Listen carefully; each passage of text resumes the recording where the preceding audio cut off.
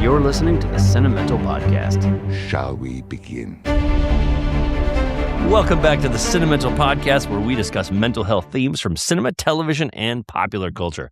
I'm Jeffrey Jones, and I'm a filmmaker and professor, and I'm joined, as always, by my brother, Dr. Joshua Jones, who, as well as being the founding member of J-Pop, is a general and forensic psychiatrist.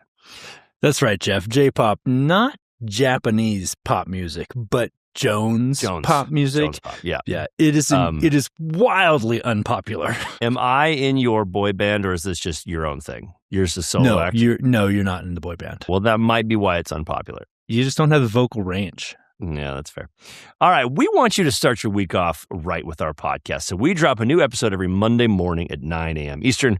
You can listen to us wherever you get your podcasts, or you can watch our hottest and spiciest clips and now full episodes on YouTube. Today, Josh, we are covering K-pop Demon Hunters, the surprise Netflix hit that sort of took the world by storm. When I saw it, because my first exposure to it was just, it popped up on my Netflix queue, and I was like, oh, that's probably cute. And then person after person told me, dude, you got to watch it. It's a great movie. You know, when it was nominated for Academy Award, you and I decided to cover it. Man, this was a great movie. Yeah, a straight up banger. I mean, just straight up banger, start to finish. Yeah, and a fair amount of stuff to talk about when it comes to mental health. So, Josh, tell us the topics of the day that we're going to cover. The number one topic of the day that we're going to cover is shame. What is shame psychologically? How do you deal with it? How does it affect our daily lives? And what are some practical tips that you can use to think about shame in your own life? I'm going to talk about, from a screenwriting perspective, I'm going to talk about theme. I thought that the theme of this movie, obviously, if you put it in one word, it's going to be shame. But I'm going to expand on that a little bit and tell you why, I thought that this movie was as successful as it was. Even though it's not like a genre for me, when you're a good filmmaker and you tell a great story, that's when you really can bring everybody in, into your world. And they did a phenomenal job, with the theme on this. Okay, so let's jump into it. If you haven't seen it, this is the story of Huntrix, a 3-person female K-pop band who is responsible for keeping the demons at bay. And through music, they channel their abilities to put sort of a blanket over the demon world. And if they can sing powerfully enough, they'll put that blanket over the demon world and keep the world safe. But we learn that one of the members of Huntrix is part demon. And so she wrestles internally with that part of herself, ultimately leading her to embrace who she really is and write a new sort of chapter and create a new blanket that they're able to put over the world and protect themselves from the demons. Josh, it's a fantastic, fantastic movie. And I want to launch our conversation by talking about theme and the power of theme. So theme for any movie or any story is an artist's belief about the human experience. That's the definition of theme. And it's always a sentence. It's always a statement. Shame could be a theme type, but shame is not a theme. It's what do we want to say about shame. And when I first, watched this movie, I thought it was okay. When the movie started, I was like, okay, I can see why people are into this. It looks a lot like Spider-Man. I mean, you could do a crossover with the Sony Spider-Man movies. The animation was very similar, which makes sense because Sony made it. And I was like, all right, it's going to have some awesome songs. And then when we discover that she's a demon, I'm like, oh, this is really going to be about something. This is going to be about shame. And when it comes to creating a great story and really nailing theme, one of the most important elements to think about as a writer is a sense of irony. And the more ironic you can make a story, the better. And I'll give you a couple examples. Who would be the best person, ironically, to start cooking meth? A chemistry teacher. A high school chemistry teacher. A really nice high school chemistry teacher. That has a great sense of irony. And so for this movie, when we talk about shame, and if you're thinking about like, I want to tell a story about shame, who's a really interesting person to put at the forefront of that? The most famous, beloved person in possibly the world. Sure. A K-pop star with global reach. Everybody loves, and yet she has this internal shame. Yeah. And so this movie has an incredible sense of irony, and that allows you to put your main character the furthest away from their goal, which makes the journey as hard as possible. And that's what we're trying to do when we tell a story, is put our character at the opposite ends of sort of the lesson of the movie. Okay. Yeah, no, that makes a lot of sense. What's interesting to me in this movie is the main character, Rumi, is the one with the most shame. But she's not the only one. Both Mira and Zoe, the other members of Huntrix, carry some shame as well. Right. They have as does the demon protagonist / love interest, Kinu. Correct. So, Jeff, what does it mean? You've got these other minor or milder forms of shame. I use that term very cautiously here. Yeah, there's no mild form of shame. It wasn't in the forefront like so it always was. Are all those subplots, are all those reinforcing the theme? How do you see those playing into it as well? Yes. And this is a really important part of really great filmmaking, is when you want to explore a theme, you want to make sure and explore it with every character. If you have too many themes going on, if you have too many different journeys, then you really lose sight of, the theme that you're trying to get across. We just covered one battle after another. The three protagonists of that, his daughter, Leo DiCaprio, and Colonel Lockjaw, Mm-hmm. Yep. They're all dealing with resilience. They're all dealing with their own form of resilience. Leo DiCaprio has stopped being resilient, and he's paying for that. He stopped adapting. He stopped fighting, and now he's playing catch up. The daughter's now being exposed to fighting for the first time, and she's finding her voice in the fight. Lockjaw is fighting for his life, trying to erase this part of his past. And so they're all dealing with sort of the same theme. So of course, every character in this, because these are great filmmakers, of course they're going to put everybody, on a path of dealing with shame in some way.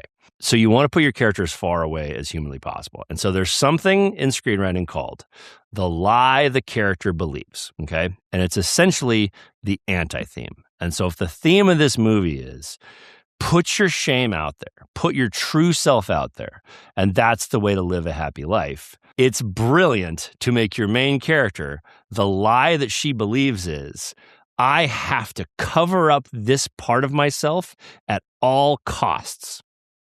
And we believe that she believes that. And we feel that sometimes. That's a feeling that a lot of us have. Like, I don't want to show this part of myself. And so it's the very opposite part of the spectrum from what the theme is. And then we watch her go on that long journey to the theme, to the actualization and the change in belief. I would argue, Josh, that is why this movie had such universal appeal, because it wasn't just about a group of K-pop singers killing demons. It really had something to say. And in that final scene where everybody joins in singing, "This is what we sound like," yeah, and everybody is being their true self, I tear up at that. I have watched the ending of that movie now like 7 times because I just enjoy feeling what they wanted me to feel. I think it's very easy with music to get lost in the melody and not hear the words. And so I just want to say the words out loud because I think that they're so powerful. I broke into a million pieces. Now I can't go back. But now I see the beauty in the broken glass. That's so powerful. The shame and then seeing like, no, there is beauty here. The scars are part of me, darkness and harmony, my voice without the lies. I'm finally speaking my truth. And this is what that voice sounds like. Man, that is poetry. That is absolute poetry. They just nailed the theme for this movie. And it was an absolute pleasure to watch. And usually when people are like, oh, why was this a hit? And they're like, well, the music was amazing, blah, blah. Man, I always go back to, no, they nailed their theme.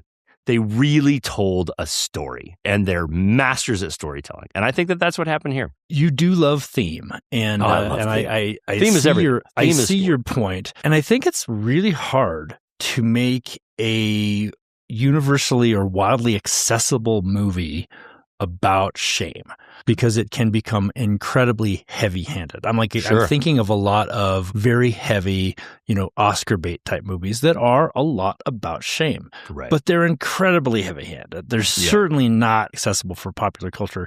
And this one really was. Yep. So Jeff, how does a filmmaker walk that fine line? They layered the different shame on different characters. Right. How do they walk that fine line between hammering their point home too hard Right. to an audience, but still layering it deeply like they did here? There's sort of a desire when you're writing to make sure people get the message.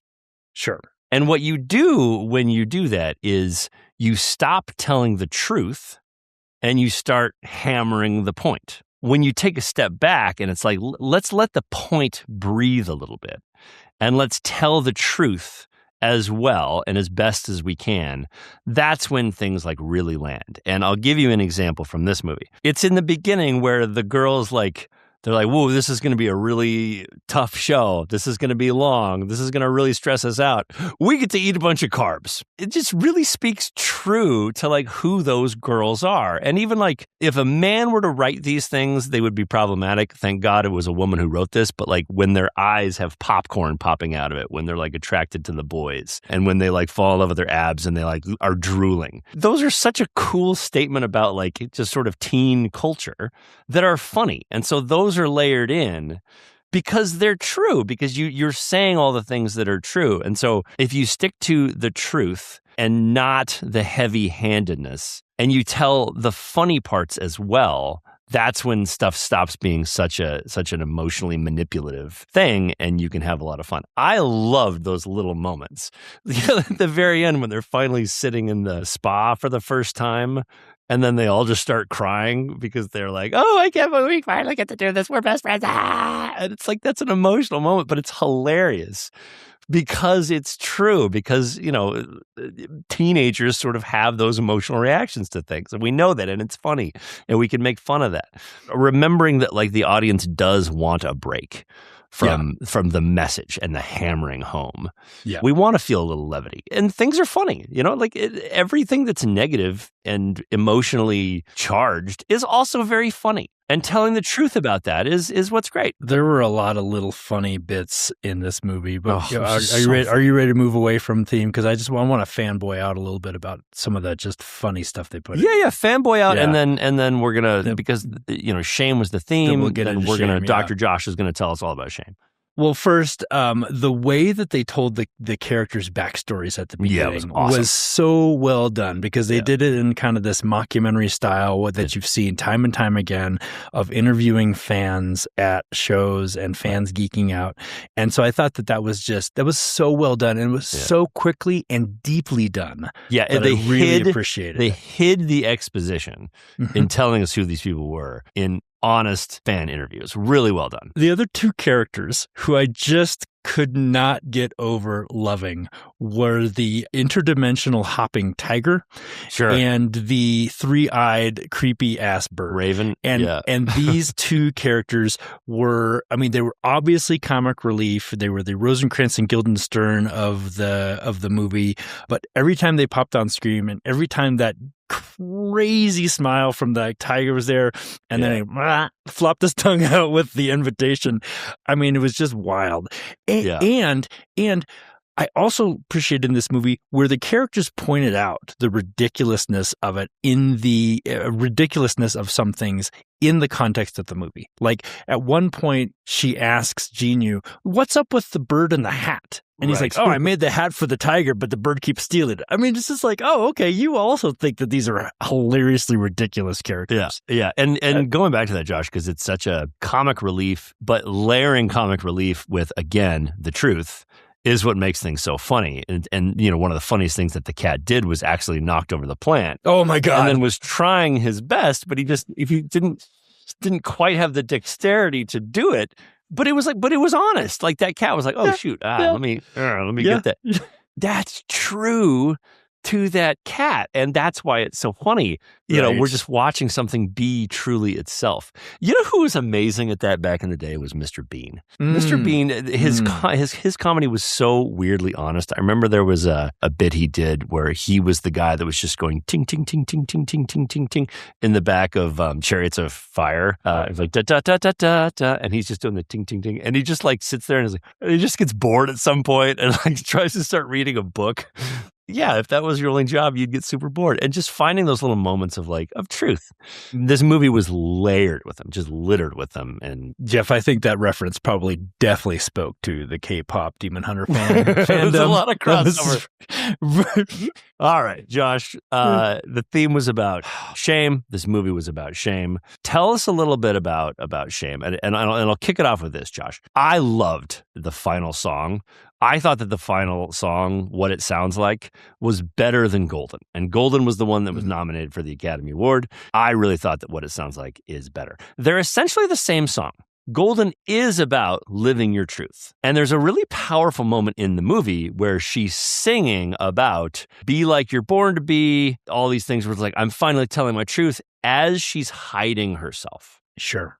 And so she's really lying about living her truth. She knows the message, but she can't do it. And it really reminded me of something in AA called the dirty birthday, where you're drunk, but you're celebrating your sober birthday. And so you're hiding your shame, but you still want, want the sort of the credit for being the person who's honest. Yeah. And it just reminds me how powerful shame is. Yeah. Shame is incredibly powerful. It is a universal emotion. Shame is embedded in a lot of, almost all of our mental conditions that people seek help for. Sure. And the reason is, Jeff, is because psychologically, shame is a self-conscious emotion triggered by the perception of a global flaw in one's identity that functions as an internal alarm that signals a threat to social belonging and triggers an instinctive urge to hide or disappear. Or, in the Jeff Jones 12-word version, thank you, shame is a painful feeling that our entire self is fundamentally flawed. Yeah. And you can see why shame is endemic in addiction, in mental illness, generational trauma, which we're going to talk about. My theory about in Rumi's generational trauma. We're going to talk about that. But shame is just incredibly powerful. Shame says, I am bad. And the instinct is to try to hide that. But why do we feel shame? Is there an evolutionary reason for shame? Yeah, probably. It keeps us from danger, right? It probably has to do with danger within the group.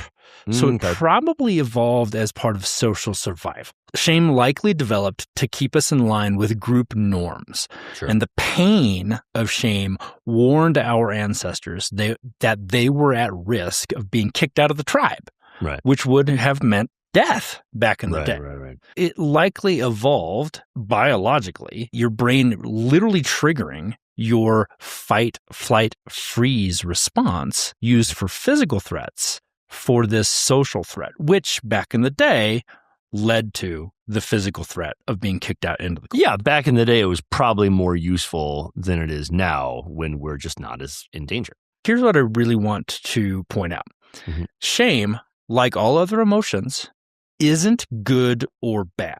Sure. It is a signal to you from your brain that something's going on. Right. So the sensations that you get with shame, that knot in the pit of your stomach, the flushing, fear that you're going to be ostracized, that is a signal. Now, what you do with that signal is what we really need to be teaching people, especially youngsters, about what to do. Not to retreat into the shame, but to look at it as a signal. And Can then you what point? to do with Can you it. point to a part in the movie that emphasizes that point? Absolutely. When Rumi is having a flashback about talking with the godmother, who was a former protector, former member of the girl group that preceded Huntrix and guarded the world, she was talking to her in front of a memory tree while the mom figure was talking to her about, protecting and everything like that. Oh, but you have to hide yourself. You have to hide all your things. She was being taught right then that I am bad, that you must listen to the shame because no one will accept you. So that was the external message that became internalized for this young girl. It's so funny, Josh. The one of the things that I tell my students is there are no original stories because all the messages of the human experience are out there. We really have explored it all. We just explore it in new ways. In a way, K-pop Demon Hunters is sort of a regurgitation of Frozen. which is a regurgitation of, I think, an old Grimm's fairy tale story. But, Elsa went through the same thing. She had a shame about who she was. She did everything she could to hide it. And then when it came out, she had to deal with the shame. And, she was ostracized by some, fully embraced by others. There's nothing new here, but it gets told in new ways. When you realize that, it's like, ooh, how do I not do something derivative? Everything's derivative in a way, but we put our new spin on it with the new parts of life. K-pop wasn't a thing 50 years ago, 100 years ago. So we weren't going to tell a K-pop story about shame, but you get to now. But it is interesting how a lot of this stuff is derivative, but that's not a bad thing. We're telling a story about shame in a new way. Well, sure. Rumi broke into a million pieces and she couldn't go back. And, Elsa had to conceal, don't feel. Then Rumi just said, this is what I sound like. Well, Elsa had to let it go. Right, exactly. Very, very different, Jeff. You asked about the point where the young Rumi internalized shame. We see shame in real life internalized by people very, very young, even before they're conscious of it, by signals that are given to them by their caretakers. Yeah. But we even see it transition generations. So cross-generational trauma and cross-generational shame is a very, very real phenomenon. Sure. And one of the things that I picked up that I think was left unsaid in this movie, and probably should have been, is Rumi got her markings because her father was a demon. But they did not go into how that happened. Did her mom have a relationship with the demon, or did Rumi carry what many people who are products of rape carry with her as well? I had that thought, and I was like, I'm so glad that they just didn't. Because of her relationship with Genu, to me, it's like, okay, there was an obvious romantic relationship and not an SA relationship. And so that's what I just choose to believe about the past, because I just don't want to think about the alternative. But I had that exact thought of I'm kind of glad they didn't tell us what the truth was about how her father and her mother boinked, back in the day to create her. It was certainly one of those holes in the story, but I'm like, I'm okay that they didn't deal with it. I'm also going to believe that they had a romantic relationship, right, because it kind of fits in with the theme. But I bring it up to point out that, and to normalize for, people who are products of rape, that shame is a very normal, very common feeling about that. Yeah. Something that, you have to internalize and figure out how you're going to go forward with it. But it is not unusual. Having that shame is nothing to be ashamed about. Yeah. Do you think you and I suffered any generational shame in that regard? Because Mom certainly did. Mom had a brutal childhood. She was adopted, so she had to go through that idea that there was a person who didn't want her. And she carried that her whole life, and felt a lot of shame about that. And it's just a terrible thing to do to a kid. And I don't know that anybody was telling her you should feel ashamed about it, but she did. What we do to kids is just awful. But do you think you and I suffered any generational shame? I don't know. Think so. I don't think so. You hear these stories, and they're very real, they're very true, where people are told by their parents, oh, I wish you were never born, or you're such a problem in my life, et cetera, et cetera. Right. I don't remember experiencing any of that. Oh, you know what it was for me? I had one. And this is funny, but it really, really bothered me. And I think you know what I'm going to say. Mom had this fear that I wasn't going to finish college. And so constantly she was saying, I just hope you finish college. I just hope you finish college. And it made me feel like I was some sort of fuck up that it was possible wouldn't finish college. And I felt a lot of shame that I was like, wow, my mother thinks that I'm going to screw up college. And I swear she even said it after I graduated once, because she was just so used to saying it. And I was like, Mom, I graduated. Stop saying you're afraid I'm not going to finish college. Oh, that one drove me nuts. That drove me nuts. And I felt a lot of shame about it. I still haven't seen your diploma. I just want to put that out.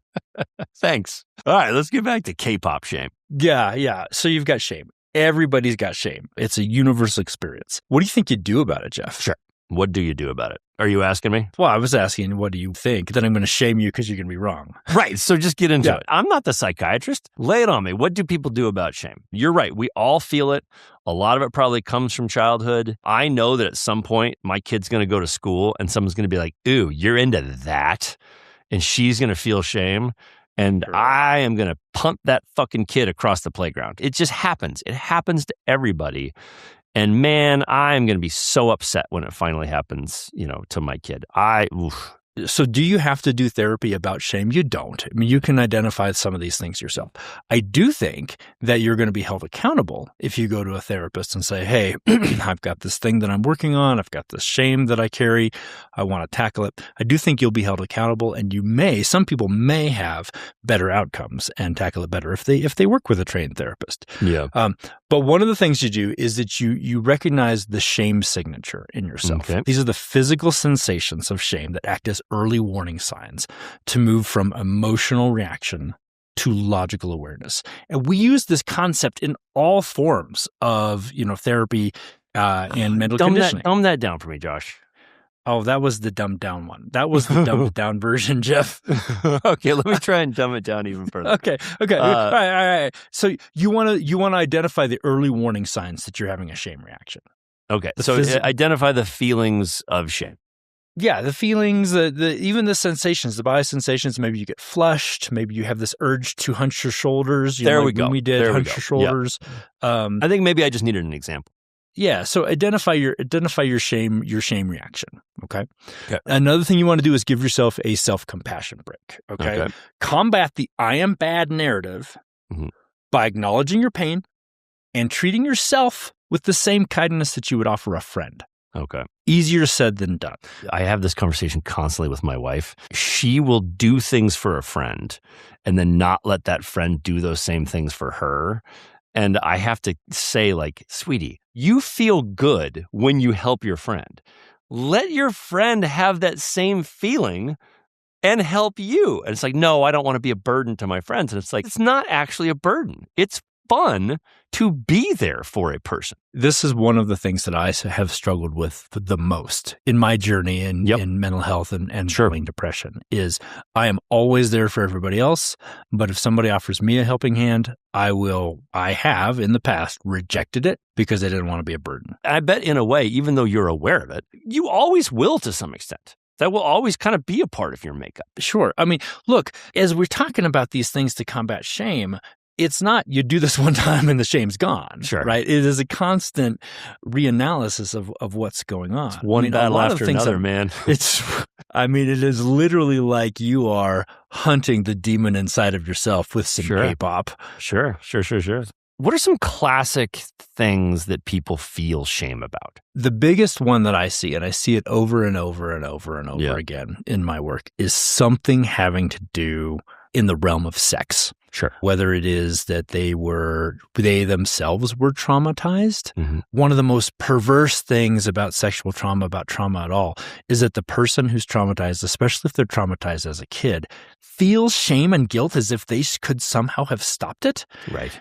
And it is so damaging. And they know, even as an adult, they will realize intellectually, of course I couldn't if I was a kid. That realization itself does not stop the shame. I will also have people feel a lot of shame about having a sexual identity that doesn't conform with their social environment or their family. And that means more than being homosexual, right? No, not necessarily. No, I know not necessarily, but there are things besides homosexuality that fit into that.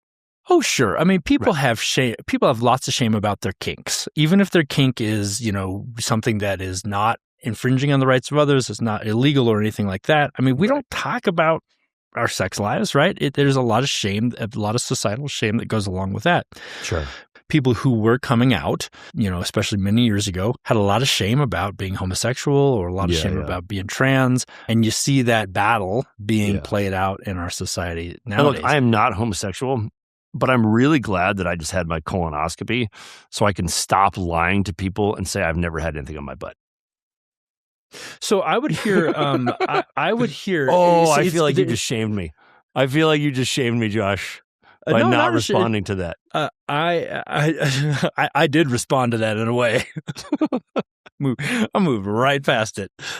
Exactly, but you didn't. You were not supportive of my. I'm gonna. I just shared a kink with you, and you. Look, people want to put things up their butts, none of my business. It really isn't. But the point that I was going to make is that there's really, I have found that there's really this age cutoff. And when I first identified it about 5 years ago, it was about age 35, but now it's about age 40, obviously. People I talk to who are gay, who are above the age of 40, have a very real coming out story. People who are below the age of 40 kind of don't. It's just, it's gay. Everybody knew it was gay. It was always gay. There's no coming out. Now, that's a broad generalization. Of course, there's some both ways, but it was a really kind of bright cutoff. Yeah. People above the age of 40 have a very powerful coming out story, and people below, in my experience, don't. It was just kind of normal. It's funny. I taught a writing class it was the first class of the semester last night. There was a woman sitting next to a boy, and she was like, "Oh, put your number in my phone." I was like, "No, love is blossoming." And she just looked at me and she was like, "I'm gay." And I was like, awesome. Awesome. I was like, well, then never mind. I was like, but I don't know. Sometimes the heart just wants what the heart wants. And, maybe there's a spark. Who knows? And she was like, "No, super gay." And I'm like, man, that's awesome. Sorry. They actually shared their pronouns with me at the end, and they are they, them. So I will correct myself in saying she, because those are not their pronouns. But I was so glad that they did it, because it kind of just set the tone of the class that it's like, this is a place where you can share, and you have to be vulnerable when you're in a writing class and when you're in an artistic sort of endeavor. So I was really happy that they did that, so that we could set the tone of like, you can be who you want to be in this class. Open up. So, Jeff, there's a lot of other things that you can do to combat shame, and we're not going to go through all of them. I really do encourage people who have got a lot of shame about something to talk with a therapist. So far, we've talked about recognizing your shame signature, what happens physically in your body, give yourself a pause, allow yourself to take a self-compassion break, keep going. I just wanted to remind people of what we talked about so far. Another one that I will tell people is act opposite to instinct. This may sound weird, but if you identify that you are feeling shamed, act opposite to what your instinct is.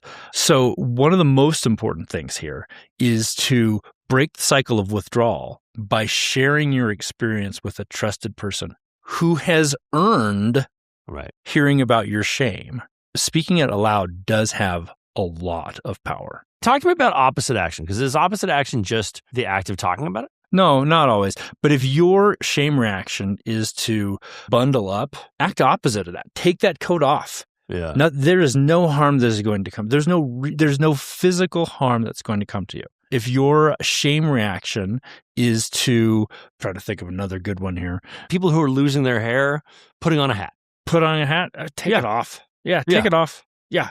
I do want to point out a caution, though, because tales like K-pop and other stories about shame, they do kind of have this message that if you just expose your shame, everything is going to be okay.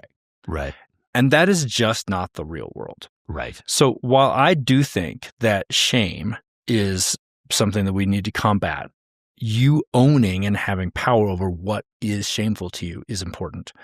Do know that if you just expose what you think your secret is, it is not necessarily going to be true that everyone is going to be universally supportive of you. Right. And that's just the shitty humanity we live in. Yeah. And you just need to be prepared for that.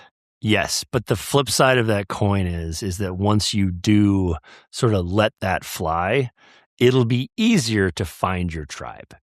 Absolutely. Because then you might lose some people. You can write those people right out. But you're going to gain some people. You know, and this had very little to do with shame, but I went through a little of that when I stopped drinking, where I was like, guys, this just does not work for me as a life choice anymore. And I became ostracized by my friends who liked to go out and drink. And then I lost a lot of friends and I realized, these are just drinking buddies. These are just people who are enabling sort of that behavior of drinking. Not that it's necessarily bad. It just wasn't a choice that I wanted to make anymore.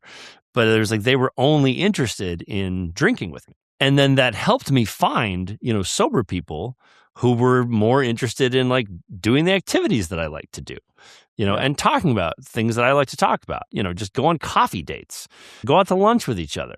So I lost some people at first, but I ultimately did find people who filled my cup more. Well, Jeff, that's absolutely right. And I think that is very important when you're talking about tackling shame. But one of the most difficult groups for people to come to grips with that they may lose is their family of origin. Right. When you come out and you really tackle your shame. Which happens with Rumi. It does. And I have, unfortunately, many times in my career needed to counsel people and walk with them through this letting go of their family of origin to some extent. Right. Because they just weren't going to accept them. That really sucks because I don't know what that feels like for the most part. Like, we had a pretty healthy relationship with our parents. There was never anything to kind of be ostracized about. I thought that they handled it really well in the movie, though, with Rumi and the breakup, because I was like, those girls were so close that I was like, there's no way that those girls aren't going to be supportive. But then when they see her as a demon, I was like, oh, this is kind of like in a zombie movie when somebody's bit and they know they're going to turn. And so there's a moment where she's talking to her friends and then she yells and like the wrong color comes out that's indicative of demonness. And then they like get out their weapons because they're like, is she about to turn? Is she not going to be the person that we've known? Is she going to, turn into a demon that we have to fight? And that was done really well. That ostracization, is that the word?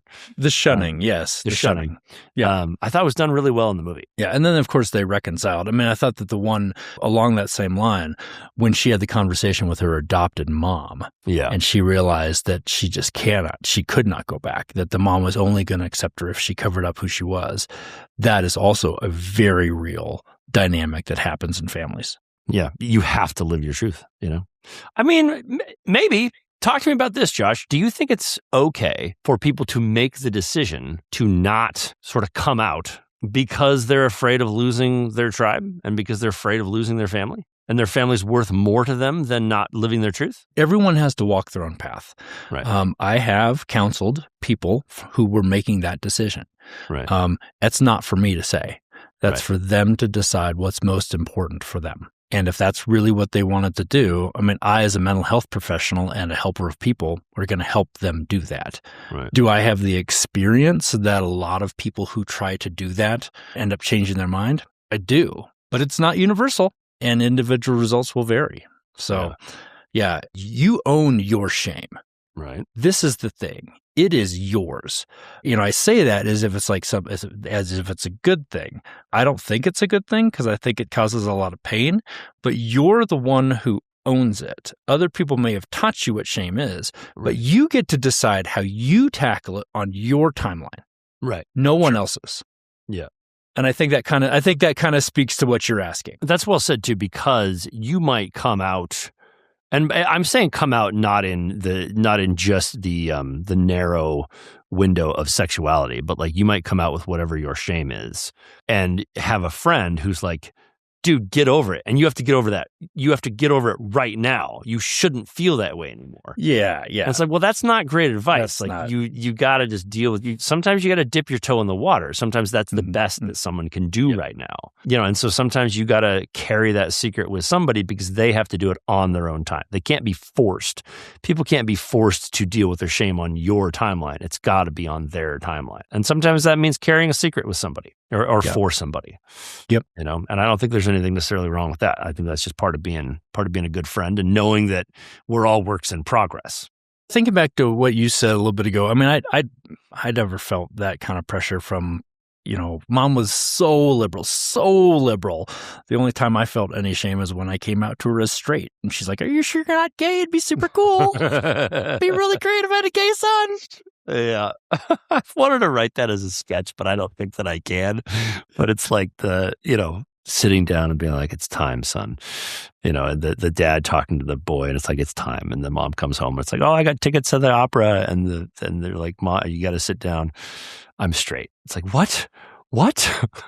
I've seen that sketch for you. I've seen that sketch somewhere. I think you've seen it because I've talked about it enough. But I just think that would be a funny sketch. Anyway. I also consume content outside of just talking to you. You're not on TikTok. You're not on the Insta. Where? What do you consume? Jeff, I saw it on PBS. I saw it on PBS's Masterpiece Theater. I was adjusting my antenna, my rabbit ears, and it picked it up. Let's keep moving on, Josh. You have a little more to say about shame, and then I want to talk about inner voice. The one other thing I'll say to help people with shame is having this critical awareness of what shame is doing to you or saying to you is really important. You've got to deconstruct the societal shoulds that you should be this way that really fuel someone's shame and realize that you are not bad. Right. The expectations are the problem, not you. And again, I think this is something that can be most effectively done with a trained therapist who helps hold you accountable, who helps remind you from session to session about the progress you made.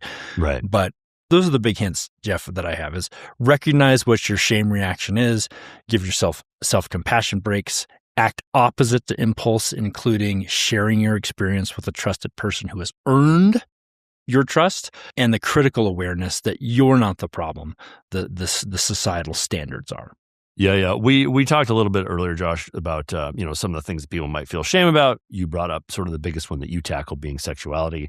I also think it's worth saying that, I think that there is one that most men still feel, and it's the shame of feeling emotions. There is still this narrative that men are stoic. Men don't feel, and any sort of sharing of feelings is awful. There was this clip that made its way around social media. It was brutal. And there was this woman who was recording her husband staring at this piece of wire and was kind of crying. And she was like, "Hey, what's wrong?" And he's like, "I just was thinking about, I bought this piece of wire 25 years ago or however long, and it's almost gone. And it's just I've had this wire forever, and now it's gone." And she's like, "Oh, I thought it was because you were wearing your Jets hat." And he's like, "You know what? Never mind." And she just got roasted for it. And I was like, this is why men don't share their feelings.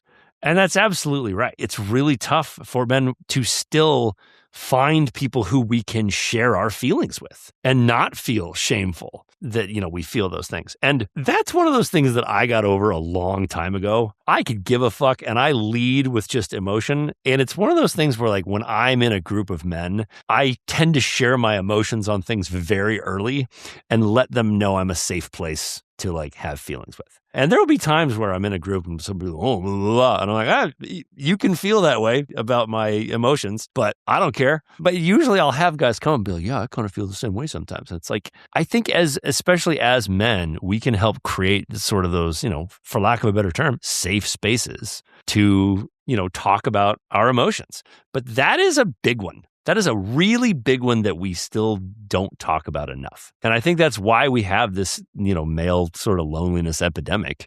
It's because we still don't have a place where we can share our feelings. It's not okay for us to share our feelings. I feel a lot of empathy for the woman that you just described, because you're right, Jeff. Men are given this signal, most men growing up, that emotions are not okay to feel, except anger. Anger's okay. That's right. The one Anger's that's okay. Anger's impressive. It's oh, look at how mad he got at that. Society also tells people like that woman that the right thing to do is to stomp men's emotions. Right. I feel empathy both ways on that. We've talked many times in this podcast, I will say it over and over and over again, that I truly believe that anger is a secondary emotion. It is the emotion that you're allowed to feel when the true emotion underneath is what you're actually feeling and needs to be explored. I can imagine that 25 years of his life was passing before his eyes and thinking about loss and joy and, looking at that wire as an emblem of how much life he has left. Yeah. Also, the Jets suck. The Jets suck so bad that Oregon's quarterback Moore is going to go back to Oregon as opposed to be picked by them and then number 2 in the draft. That's hilarious. You know who I don't have a lot of empathy for, Josh? People who get crushed by their sports team not doing well. I'm just there are way bigger things to feel terrible about, but why feel bad about something in which you have no control into something that you were just born into, being from a certain area. I don't get it. I don't get how people just get destroyed by their sports team not doing well. And good for people for having something they believe in, but I'm okay, I'm going to let you handle that one on your own. I know you don't, and you and I disagree on this mightily. This is a way where a lot of people find their tribe. Okay, but it's also very destructive. People getting in one fights sense in stadiums. That doesn't happen very often. No, I know. That is mostly alcohol fueled. Yeah, there's this creator I love on TikTok. I think her name is Annie Agar. She went to a bar in a Packers jersey and watched her Packers lose to the Bears, I think. And, sort of vlogged it the whole time. And, like all the Bears were like, ha ha ha, you lost. But everybody was kind of like supportive. And it's like, yeah, it does suck. Absolutely. Yeah. So most people don't take it all that seriously. And I look, so let's move on. No, because I have a point about this. I have a point about this that relates back. So a couple weeks ago, my wife and I went to the Broncos-Chargers game. Yeah. Neither of us are Broncos or Chargers fans. We just happened to live in an area where we're going to go to a game, and we wore our Patriots jerseys because we are giant Patriots fans. So we wore the jerseys to the game, and we got some gentle ribbing from some people, and it was funny. But what we also got was an incredible number, probably 30 or more people who weren't wearing jerseys, who came up to us and said, hey, man, I didn't have the guts to wear my Patriots jersey. I really wanted to, but you did. Oh, that's awesome. Right. There's a tiny bit of shame in there. They were all men, yeah, who didn't feel comfortable doing that. But maybe they will next time. And that's what's so great about it. That's what's so cool about like being the safe place for people who might be feeling a certain kind of shame. Like, I think that's one. And to my student, who just like loudly said, dude, I'm gay. There might be somebody in the class who's like, I'm going to go to them and I'm going to talk about, my feeling around that. Or they're going to be more honest about sexuality journey, in the class because they helped create that safe space in my class. Let's talk about the demons, because the demons in K-pop Demon Hunters, essentially the demons were souls that were fueled by this big baddie that was the inner voice. That inner voice, that being, created this negative inner voice for every demon. And we see it that even in the end, that inner voice affects the other demon hunters and starts to tell them this, like, you're not worthy of a family, blah, blah, blah. I think that this happens to everybody. Everybody has that really negative inner voice. How do we stop listening to something that feels like our truth? It's coming from inside of us. Isn't that innately then who we are and how we feel? It's not, but how do we get over it? I'm going to give you the answer that you both love and hate because it's my answer to everything. Sure. It's cognitive behavioral therapy. No, it really is, because what we have to learn and learn it over and over and over and over again is that feelings are not facts. Right. And sure, you have this inner voice that the vast majority of us, 99% of us, can understand is not real, and we have to figure out how to combat that. One technique is through visualizing a compassionate you, a wise, kind figure to help you rewire your brain's threat response and activate internal soothing and combat that voice. Sometimes even shout it down. I think about this anytime, like, I want to start a new venture, or even go film something, where it's like, oh no, now's not a good time for that. You got so many other things going on in your life. Like, no, you can't do that right now, blah, blah, blah. And I'm like, I'm just scared. That's my fear. That's my internal fear. Yes. Telling me a lie. And then that's usually when I'm like, I'll send an email to somebody and be like, hey, these are the dates I have open to film. And then my inner voice is like, don't worry, you can always back out of that. You can always tell them that something came up. And I'm like, oh, fuck you, inner voice. Like, no, I don't want to listen to you. But it's hard. It's really hard. And one of the things I thought was interesting about the movie, Josh, was you had all these demons who were essentially like victims. Yes. They were victimized by this, big baddie. I can't remember his name, but it was the big, fire thing. Yes. In the end of the movie, they create the net that keeps down the demons. They don't free the demons. I thought that was really interesting. I was like, well, what happened to all those kind of victims? They're just kind of left in this hell, in this self-doubting hell. And I was like, that's a big plot hole for me in this movie. Oh, I didn't think it was a plot hole at all. In fact, I think it's the setup for K-pop too. Okay, and to be clear, if they make a K-pop 10, I will watch it. Obviously, they need to make the other 8 first. They can do what they want, Jeff. You don't get to own them. But good God, I love this movie. But yeah, I thought that was interesting that like they didn't deal with like the destruction of that big baddie didn't kind of set all those souls free. Yeah. So I thought that was really interesting. The sort of inner voice that we all have to combat, and that is probably there to like keep us safe. To keep us from like moving too far afield from the norms, from society. But God, the power of the negative inner voice is so grand. And it is just most of the time lying to. Jeff, feelings are not facts. Yeah. Say that over and over and over again. Feelings are not facts. Yeah. Yeah. And my inner voice is just a voice. It's not the voice. It's just a voice. All right, Josh, I think we did a pretty good job of watching it and then just talking about shame. We sort of tied it back to the film occasionally, but that's really good stuff. You've got our top 5 for this week, correct?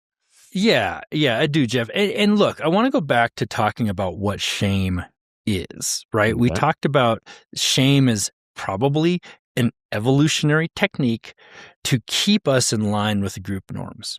Yeah. And so while I really don't want you to feel destructive shame, our top 5 list today is about the top 5 modern habits that people should feel ashamed about. Okay. Okay. All right, let's undo an hour of work here. All right, this is the top 5 list that nobody asked for, the list of modern behaviors that we should feel shame about. That's right, Jeff. Do you have any honorable mentions? I don't. We're just gonna go right into the top 5, man. Yeah, you're not an honorable mention kind of guy. I'm more of the honorable mention dude. But you don't make the top 5. If you don't make the top 5, you don't make the top 5. That's not my fault. Why talk about you? Yeah, I agree.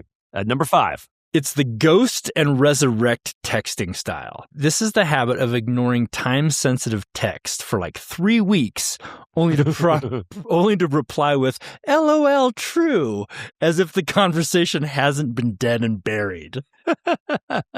There's a special circle of hell for people who let a "what time are we meeting" text sit unanswered until the restaurant's already closed and the group has moved on to the next phase of life. That's funny. Okay, that's a good one. All right. People should feel shame about that. What's number 4? Jeff, it's the main character syndrome in public areas. We've all seen them. The person who comes to a dead stop in the middle of a busy grocery aisle or narrow airport walkway to answer a text. Sure. They stand there frozen like in a digital trance. Right. While everybody else is trying to get around them like a multi-car pileup on the 5. All right. Yeah. To do this is to announce to the world that you believe you're the only sentient being currently rendered inside our simulation. Can you also extend that to people who have conversations on speakerphone in public very loudly? Because you're the main character. Well, Jeff, number 3 is the speakerphone in the wild flex move. Love it. Yeah, all right. Yeah. No reason, none, to be in a public restroom, quiet cafe, or an airplane while having a speakerphone conversation. Yeah, I was in the lobby of a medical office the other day, and some lady was just watching something full volume on her phone. And I was like, God damn it. Come on, man. Just shut that shit off. Like, get some headphones. Good. I love it. That's number 3. Josh, give me number 2. Jeff, number 2 is taking photos of your food while your friends starve. This idea that the phone eats first is ridiculous. There's a specific quiet shame in standing on a chair to get the perfect overhead flat lay of a lukewarm avocado toast while your dining companions stare at their own plates, trembling with hunger, waiting for your permission to pick up a fork. That's great. That's a solid number 2. Give me number 1. The most shameful thing that people should feel shame about. Jeff, number 1 is the I'm busy competitive sport. In the modern world, busy has become a personality trait rather than a state of being. We developed the habit of turning every casual "how are you" into a competition about who's more exhausted. For example, first person says, "I'm so tired, I only got 6 hours of sleep. And the next person says, 6 hours? I haven't slept since the Clinton administration, and I've survived solely on espresso beans and spite. Yeah, our therapist calls that the Olympics of suffering. And it's like, the problem is that you guys are constantly competing in the Olympics of suffering for who's suffering most. And she's like, she's absolutely right. And I will notice it happening where it's like, oh, I'm so tired. And then, I'll be like, wow, you're tired. I was up with the kids 3 times. Like, I'm more tired. And it's like, no, it's okay that people are tired, even though they slept more than you. Like, it doesn't need to be said. You don't have to win the suffering title. I love that one. That's a really good one. Josh, that's a great top 5. I was very nervous about it because, we just got to talk about how we need to stop feeling shame. But yes, those are 5 activities that people 100% should feel shame about. I'm going to add to the list people who are on a hiking trail playing their music full bore. Oh, God. Those people 100% drive me crazy. People who drive in the left lane and just park there and they're like, no, I'm going fast enough and nobody should be going faster than me. It's like, no, get out of the fast lane. If you were in Europe, you would be driven off the road. I don't actually feel a lot of shame about that. Oh my gosh. You are not one of those people. Yeah. I set my cruise control at 4 miles over the speed limit and sit there and be like, if you want to go faster than me, too bad. Oh my gosh. You and I can almost not be friends anymore.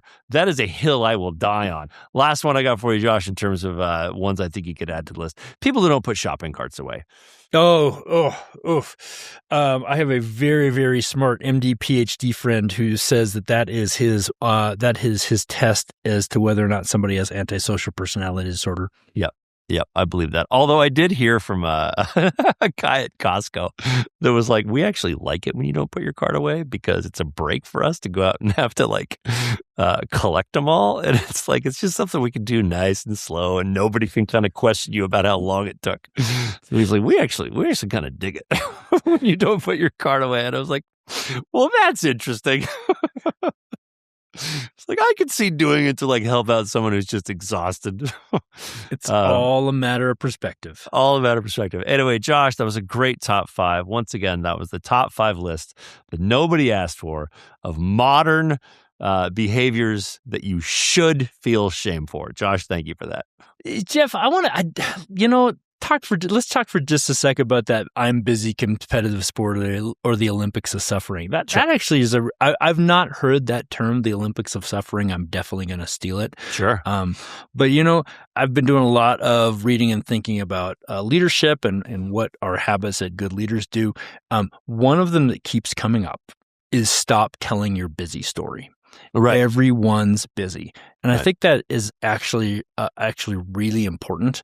We get it. You're busy. It's not an excuse. In fact, if you are too busy to provide good leadership, you shouldn't be a leader. You need to delegate more. You need to prioritize better. You need to figure out what's truly important. And more than that, you need to not have that be the narrative of what's going on. Yeah. And I think that people just use it as an excuse to let people down. Where it's like, well, I'm sorry, I would have gotten to that. Or I'm sorry, I would have been on time, but I have all these things going on, blah, blah, and it was impossible. And that's one that I think you could add to the list is people saying, I'm sorry, when they have no intention of changing their behavior. You don't get to be late just because you say oh my God, I'm so sorry. It's like, if you're perpetually late, that's a problem. You don't get to brush things under the table just by saying, I'm sorry. And then sort of admitting that you're not really sorry because you're so busy. We had this when I was in my psychiatry residency. Every week or every other week, we would have a big lecture called Grand Rounds. And it started to become not even a badge of honor, but an expected display of how busy you were by how late you showed up to this hour and a half lecture. Yeah. And it was so incredibly rude. But unfortunately, the leader of our department would question people who showed up on time. How were you able to get here on time? Are you not busy enough? Yeah. It's like, what? Are you kidding me? That is terrible leadership. Oh, horrendous. Horrendously toxic. Yeah. All right, Josh, I think that's it for me. If you got this far in the podcast and you didn't watch K-pop Demon Hunters, I'd be shocked, but go watch it. It was a great movie. I can't wait for K-pop Demon Hunters 2. The songs were incredible, sort of beginning to end. This was just a really fun romp. Any last thoughts before we kick out of here? The side characters, all the little send-ups of pop culture were fantastic. Top to bottom, great movie. Good lessons about shame. Yeah, great. I am not ashamed to say I loved K-pop Demon Hunters. I'm with you. I'm right there. All right. So thanks as always for watching or listening to Cinemental and our coverage of K-pop Demon Hunters. If you like this episode, please subscribe anywhere you get your podcasts. You can also watch clips of Cinemental on YouTube, where we'd love to hear what you would like us to cover next. You can also watch my companion series, The One Thing, where I take a deeper dive into screenwriting, both available on the Large and in Charge channel on YouTube. This has been a Large and in Charge production. For Josh Jones, I am Jeff Jones, and we will see you next week.